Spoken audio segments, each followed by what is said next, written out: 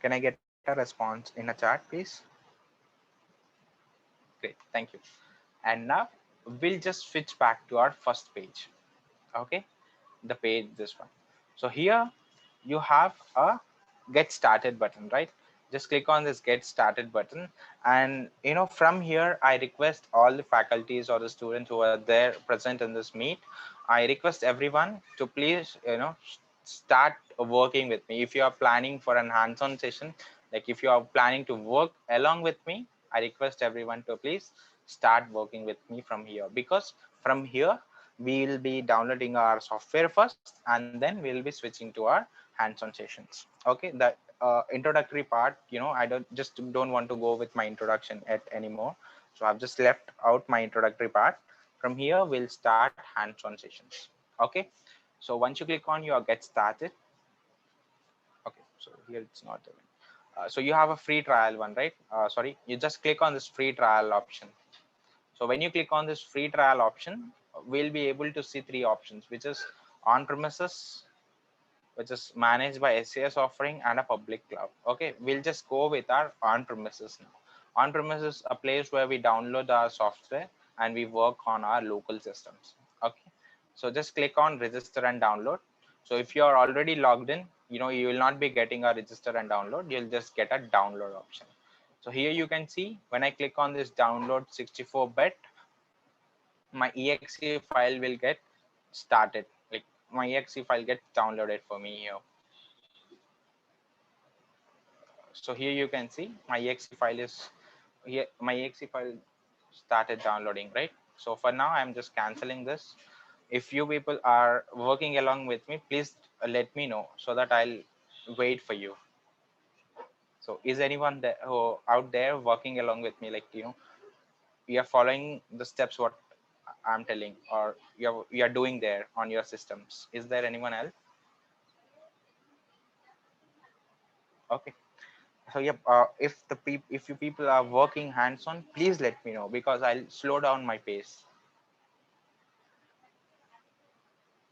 Yeah, so for you, once your exe file gets downloaded, you just need to double click on your exe file. Okay, so when you double click on your exe files, you'll get a pop-up.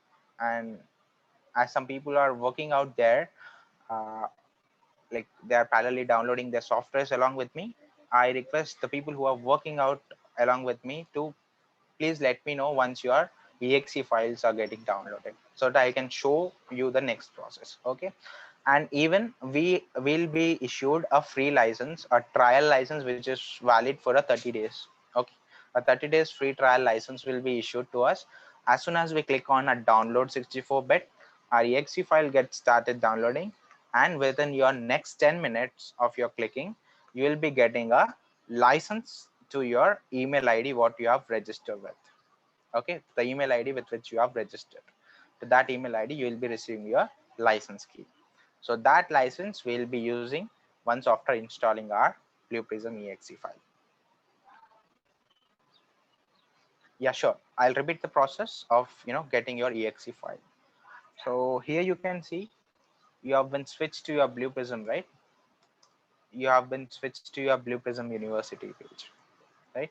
On your Blue Prism University page, you have an option called free trial here, right? Just click on this free trial.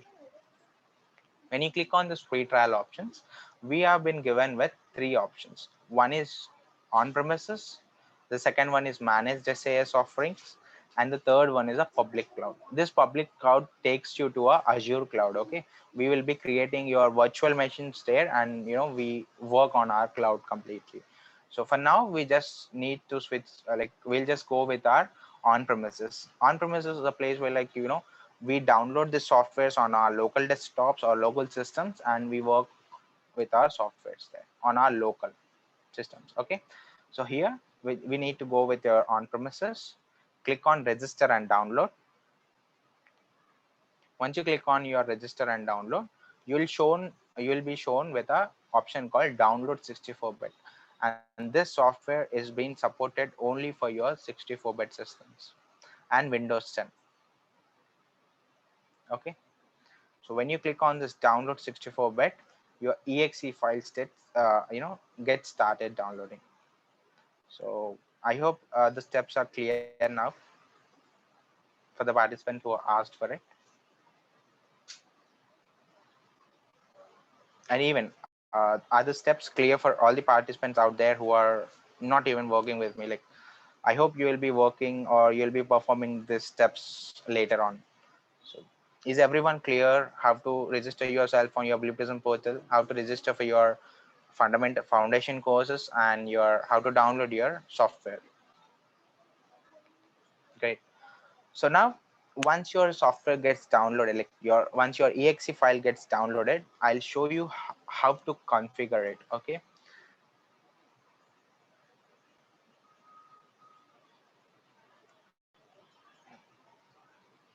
See, I'm not sure it works because I already have this software. I'm pretty sure it will not work, but let me make a try. Whatever till what process it supports, I'll just help you out people with that process.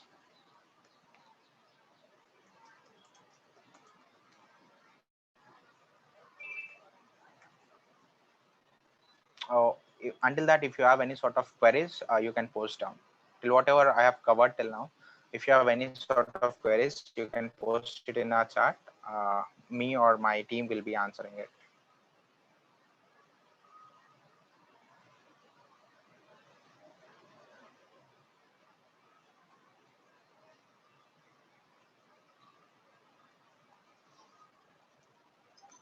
So here you can see where is my exe file.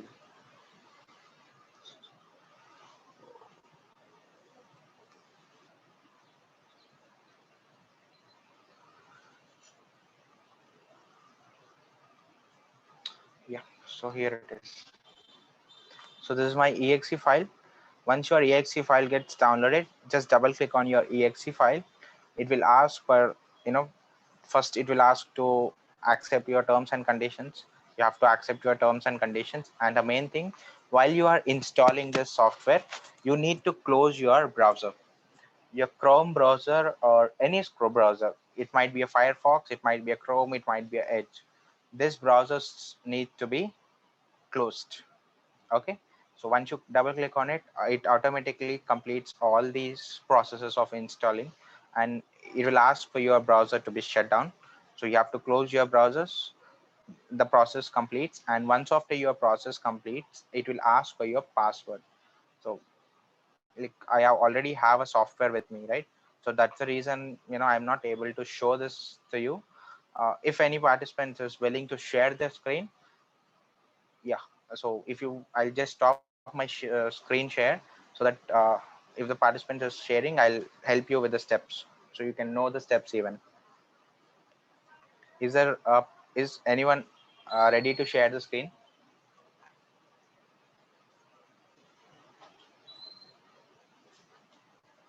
Is any of the participants there ready to share the screen? Like if you're not able to download now, I'll list down the steps, or I'll share a small video with organizing team so that they'll pass on this info, like a video or a steps to download your software. Okay, sir, we'll do that. Okay, so can I move further now? Yes, sir. Yes, sir. Yeah, thank you, thanks for the confirmation. So I'll share a exe, or like I'll share a process how to install your softwares, so you can make use of that software process and install your systems and be ready for our next session. Like tomorrow we have a session, right? So there we can have a hands-on. So the people who have downloaded your exe file, just continue with the installation process. So if you have any sort of queries, just post down in our chat box. My team will be helping you for the installation process. Okay. So now let me switch to my software. This is how your Blue Prism looks like.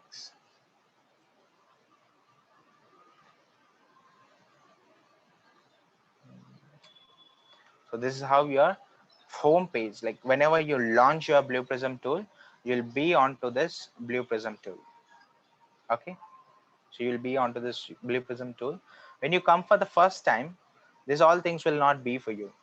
this bar graphs, what we call, I hope these are bar graphs, and these graphs are, this bars get standard. You'll have this graph still here when you visit for the first time, and you'll not be having anything graph over here. You'll not have any visualizations here. So this will be completely blue in color, something like that, because you are a first time user, right? You have not created any sort of your process studio or a object studio. So I was talking something about my analytics, right? A richer analytics in my benefit section. So here is what I can easily come to know: how many process studio or object studio digital workers I have, how many digital workers are in a queue. Let's say completed. Here you can see the color indications: completed, deferred, or exceptions, or a pending. Exceptions are nothing but whenever this digital work is executing, and it falls into, or when an error occurs in this process, that comes under this exceptions. Okay. So pending is nothing but you have scheduled a digital worker. It is pending, like it is about to work. Let's consider like about to work. Okay. And deferred is nothing but it stopped or terminated, something like that. And completed are nothing but successful executions of a digital workers. Okay. So this is a queue management. You'll understand this queue management uh, when you go through that foundation training. I'll try my level best to cover this queue management, but it's somewhat a big topic which cannot be covered. Okay. So maximum I'll try my best. If I'm not able to cover, I request all the participants to please switch this queue topics in your foundation training. Now let's switch to our studios. In this Blue Prism tool, we have two different studios. One is your process studio and your object studio. These process studios are used to configure when we are building a digital worker in your local system. Like let's say we are not interacting with any external applications. Okay. We are making use of the stages what are available for us in a process studio and a VBOs. When you go with these things, we work with our process studio. And here this this process studio digital workers are only able to uh, contact or interact with your control room. Okay. Here you have a control room. Before switching to this process and object studio, let me tell you about this control room. Control room is a place where we execute all our digital workers, or in a single word we can say, like, we manage everything by sitting in this control room. We can manage all our bots by just sitting in this control room. Whenever I come to this control room, I'll be able to know how many queues I have built, how many processes are been actively working or are ready to work in this processes section. And here how many resources is nothing but my active laptops. Okay. This current system is now a resource for me. Okay. So how many resources are been active. And here, when you just, let's say if I want to execute this particular process now, a circular path, I have to just drag this circular path to this resource and leave it. So for me now, it may not work because my trial plan has been end. So that is what, it will not permit me to work from this control room. So when you want to work from this or to execute from your control room, you just need to drag your process from this process section to your resources section and place on your resource. Okay. Whenever you place a process on this resource section, this resource, whatever you have dragged from your process section, gets added in your environmental section. Okay. So now once you move this process from a process section to a resource section, it will not be known as any it will not be known as a process or something. It is called as a session. Okay. Session is nothing but a digital worker. Let's consider it as a digital worker. Okay. Session, once you drag your process to a resource, what happens is a digital worker is been assigned to a particular process. And now it is known as a session. So here you can see, as I have dragged this circular path twice onto my resource, right? I've dragged twice onto my resource. That is what you can see here. Session info 2 is a pending. Okay. Session info 2 is pending. So here in your environments, your session gets added. And I can drag this circular path as many times as I can. Okay, because it will execute multiple times. If I want to execute the same process multiple times, I'll drag the session for I'll drag the process for multiple times, and this gets executed without failing. The reason behind getting executed without failing is this ID. Whenever we drag a process to a resource, it is called as a session, and it is being assigned with a digital worker. Along with these two things, it is being assigned with a unique ID. Okay, the ID we can see over here. When you just drag it here, uh, if this could work, I would have shown your ID here.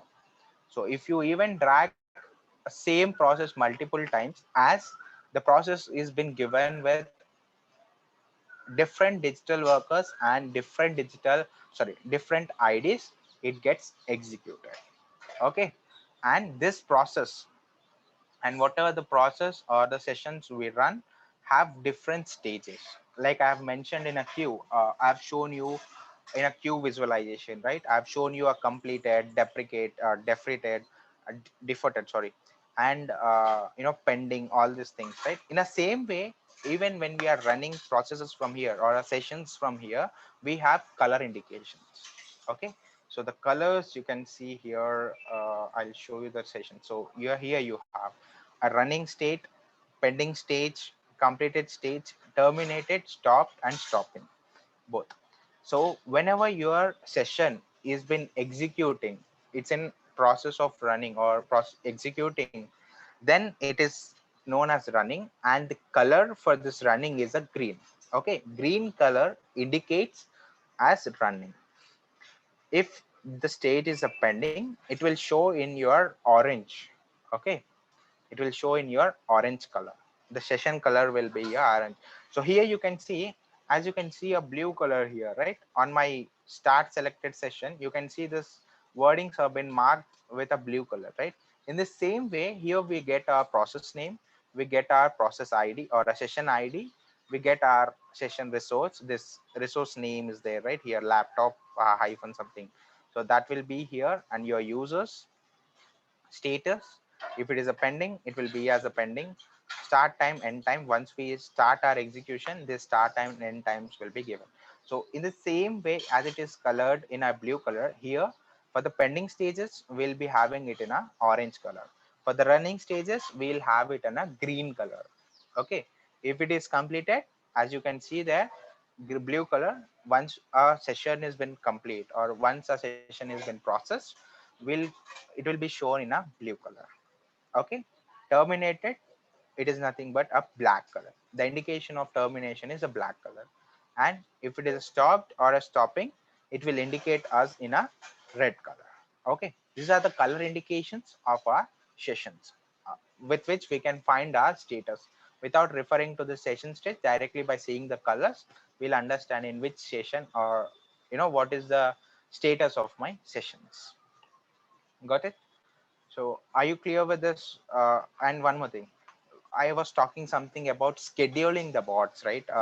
When I told you about some web automation, so posting the social media posts at a regular time of intervals. Let's say you wanted to post, or you wanted this digital worker to work for a day, like in a day, for at this particular sort of time. So what happened? We schedule it with the use of these schedulers.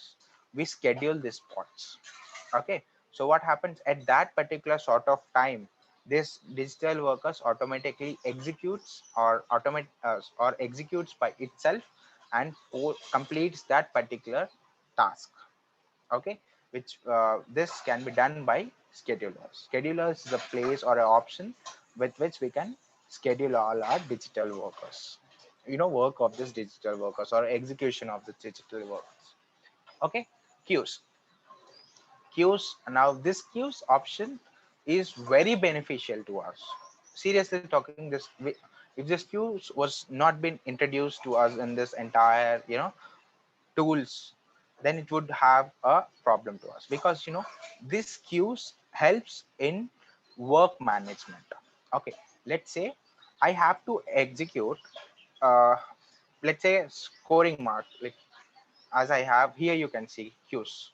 So I have performed this different sort of queues, right? Different sort of queues, like in my previous sessions I have performed this queues.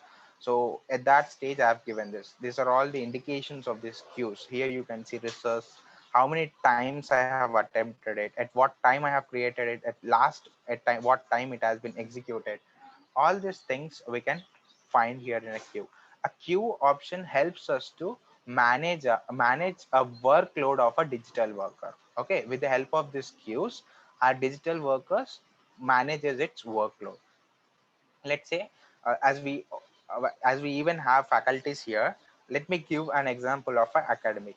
Okay, so let's say you are conducting a session where you have thousands of students, and you have to mark the attendance. Okay, you have to mark the attendance. Marking attendance is not a easier task, what I believe, for the faculties, right? So where we can create a digital worker which marks attendance for, let's say, 1,000 students. If I assign only a single digital worker to mark this attendance of 1,000 students, if a faculty is taking some around half an hour, these digital workers take 15 minutes, which is not acceptable by me. I don't want it to take even a 15 minutes. At that time, what I do is I assign multiple bots to a single task. Okay, with where this queues helps us. With this help of this queues, we can assign multiple bots to a single task, and we can manage the workload. Okay, so this is how our queue management helps us. So are you all clear with this control room? So like our session management, queue management, and our schedulers.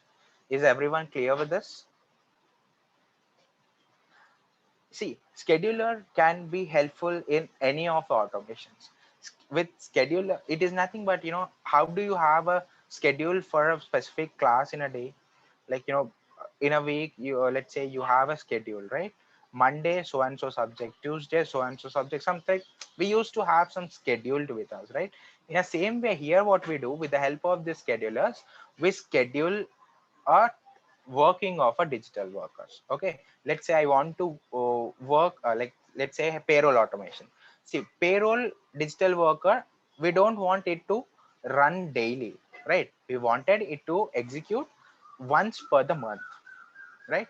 Let's say 30 days, we wanted to execute it on on a 28th or 29th day to manage all my payrolls of last month, like the month payrolls. And payroll is nothing but where they calculate all these working hours, OTs, and all these things, and they calculate our net salary at the end, right? So this, which is done by a HR payroll, we don't want it to run daily. For a month once we'll run it. Such type of digital workers we can schedule. let's say uh, let's say you want to log in into your Gmail accounts daily. You will be logging into your Gmail accounts, right? At the morning, without you getting logged into your Gmail account, this way, if you schedule that digital workers here in schedulers, it will automatically at some sort of 8, let's say I have scheduled a time as 8 a.m for this digital workers. At 8 a.m this digital workers executes by itself, and gets logged into your Gmail account, something like this. Any digital worker can be scheduled. Okay, hope your query, like, hope I have answered the query posted by the participant. Yep. So now, can I get confirmation that are you all clear with this control room, the options what we have in this control room? Is everyone clear with this? The session management, queue management, and your schedulers. Yep. Right. And now let's move to your studios. As how to set the schedulers and all, I cannot take in a short period of time. So you can connect with me personally after the sessions. I may help you. Now here we have a process and a object studio. Okay, so as I've mentioned earlier, process studios are used to build a digital workers for internal bots. Okay, the workings which are done internally, for that we use this process studio. And a object studio is used when we are trying to interact with external applications. External applications are nothing but your web automations. You want to interact with your Chrome browser or Edge or a Mozilla Firefox. This what happens, it is an sorry, it is an external application, right? When you want to work or create a bot for with the help of an external applications, then we switch to our object studio. In this object studio, again we have different offerings. Okay, what offerings we have in this different in this object studios, we'll see it tomorrow. Okay, for the day we'll just focus on our process studio, right? So now, to work with this process studio, you first need to right click on this process and create a process. Okay, when you click on a create a process, it asks for a name. Here you can give any sort of name. Here, as I'm taking a session for CIT, on behalf of CIT college, I'm giving it as a CIT session, with which I'll be having a clear idea that, oh, so and so process is for used, or is for so and so session or something like that, right? So here I've given a name what I want to give for a process and clicking on next. When you click on next, it will ask for a description.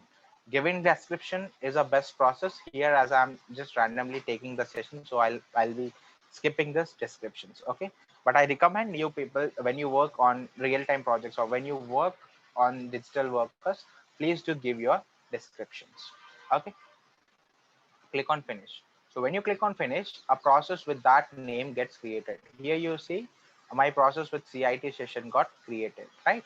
So now to launch this session, or sorry, to launch this process studio or a workflow, I want to double click on it. I'll just double click on it. When I double click on it, my process launches. Like my workflow for this process studio gets launched. Okay, this is how my process studio looks like. So here you don't need to code anything. Okay, we'll just work with the stages. The stages what are been provided here in our process studio will work with this. Okay, before getting into working, I'll just tell you why the stages have been used and what functionalities we have. Okay, so here this play kind of button, right? A green colored play button is there, right? This button is known as a go. Okay, with the help of this button we execute whatever the flow we built. Okay, and then here you have a pause button. Let's say if you have started the flow and you wanted to stop the flow, you just need to click on this pause button. Okay, and here this is a step out, this is a step in, sorry, this is a step over and step out. This step over and step out are used for my testing purpose. So whatever bots I build, once after I build a digital worker, for this testing purpose we go with the step over and a step out. I'll just give a small intro for this three things, just a rough idea. So when you go with this step is nothing but, when you execute this, you can see a step-by-step procedure. I'll show you. I'll just show you. Let's say I have a flow like this. Okay, I have some flow like this. I'll even explain all these things to just show you the step, how the step functionality works. I'm moving out. Okay, so when I click on step, so what happens? First step is been moved to my second step and third step. So with this, what happens? I can check my step-by-step procedure, like how this bot will be executing if I start running it. So all the step-by-step procedures can be checked with the help of step. Okay, and then I have a step over. When I click on a step over, you will not be able to see any backend functionalities. Let's say I have a flow, or let me do a thing. Let me search for some flow which has already been built. Just give me a minute. I'll get on a flow for you, because I might have a flows already with the functionalities.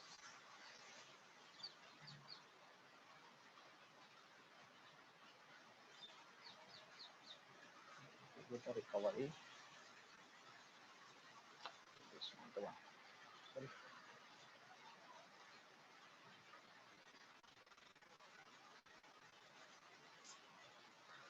Oh, I'm not getting it. Okay, so I'll just explain in this way, because I'm not really able to find the flows already built. So here what happens when you go with this step over, when you have a sub flows, okay, when you have a sub flow and this is your main flow, right? When you have a sub flow, whatever the process is happening in this sub flow, you cannot see. When you go with this step functionality, you will be able to see all the process, like all the functionality step by step. But when you go with a step over, if you have any sort of flow linked with your sub flows, you'll not be able to see it. Okay, only the flows or only the execution what's happening in your main page, you can see it. Okay, that is what we go with our step over. Like step out is nothing but when you click on the step out, from start you will directly end it. You'll not be able to see anything in between. Whatever the functionality is happening in between, you'll not be able to see. You will be directly able to see your output start and end direct. Okay, that is how we use with a step out. Step out is used to check your outputs. Step over is used to check your main page, and step is used to check a step-by-step functionality. Okay, are you all clear with this? Both play button, like go option, and step over and step out. Are you clear with this functionalities?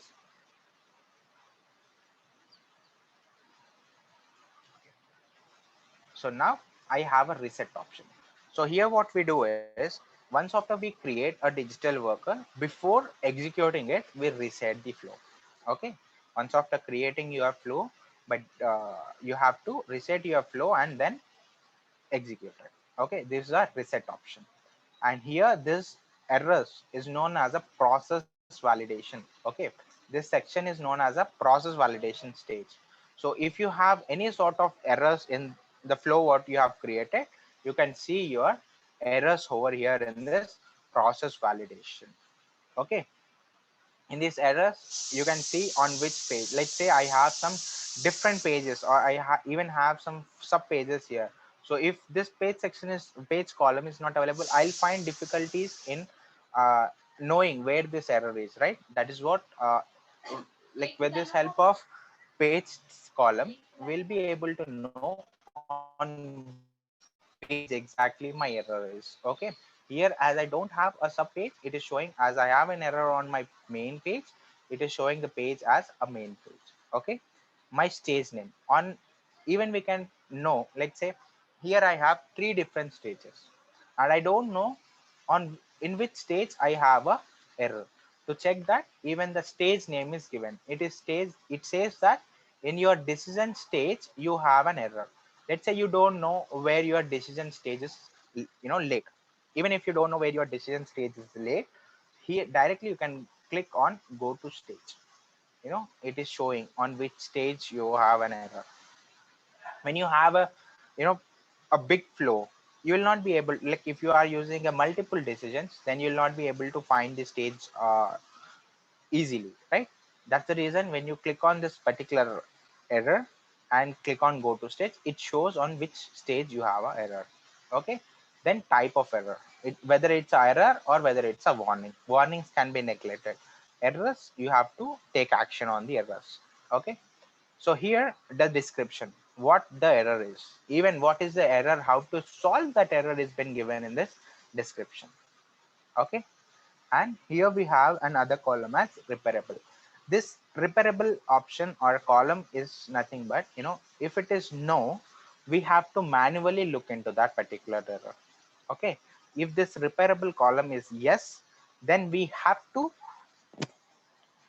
if this repairable is yes, then by just clicking on this repair all, it automatically clears the error for you. Okay, if it is no, then there is a no chance, no other go. We have to manually look into that particular error and solve the error. This is how our process validation stage has been used. Okay, so is the stage clear for you? Is the stage clear for everyone out there? The process validation stage, how it helps us? Okay, I think I feel like you're all clear with this session. Oh, sorry, the process validation thing. Now let's switch with the stages. What sort of stages we have in this process validation? So here we have the stages. Stages are nothing but which are placed on your left side here, right? A pointer, link, block, process, all this known as your stages. Okay, with the help of these stages only we'll be creating our digital workers, okay, or a digital bots. Here you can see I have a pointer, I have a link, I have a block. I'll explain each of this and then I'll switch to a hands-on as I have time till 7 p.m. right? So let me take some few 5 minutes of time in explaining the stages and then we'll switch to our working. Okay, or let me directly switch and tell you working there. Okay, here first I have a pointer. Pointer stage is used to move stages on your editor. Okay, this is your editor section, and even the main change or the main difference between your process and object studio is here in this process studio I'm able to find only a main page here, right? But when you switch to your object studio, you will even have your main page, your cleanup page, and you'll have your initialize page, you'll have your cleanup page, and you will have your action page. Okay, there is a major difference between both the pro studios. And your bots or a digital workers what you build on your object studio cannot be they cannot directly communicate with your control room, but this process studio will be able to directly communicate with your control room. Whenever you publish a flow there in your object studio, we have to create a flow here in your process studio and then we have to communicate to our control room. Okay, there is also a major difference between process and a object studio. Okay, so then we have like then we have a link stage. Link stage is used to link two different stages, something like this. Okay, now let's say I want to run this flow. Okay, but without this link stage I'll not be able to run the flow, right? If I start here, if I click on this go button, what it will do, like let's say you are throwing an error, right? It don't know it has started, but next where to go, it will not be known, right? So we use this link stage to link the different stages. Now once after I link and run, here you can see it is able to find the path, right? This is how our link stage has been used. We use this to link the different stages, two different stages. Okay, then we have a block. This block stage is used when we have different sort of data items. For this I'll show you an example. I have a ready example for you. Let me show you that.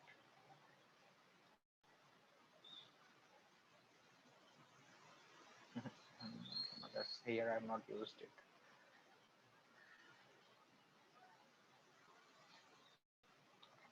So let me make use of the blocks here and show you. See here I have different skills.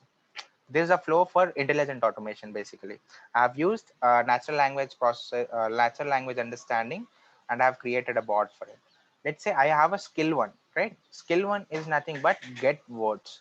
So get keywords, I'll be passing some sort of parameter, like I'll be passing some sort of a statement to it where it has to get the keywords out of that statement. Now let's say, so what data items or collections are related to this skill, I'll not be able to say. Let's say now you are a layman, right?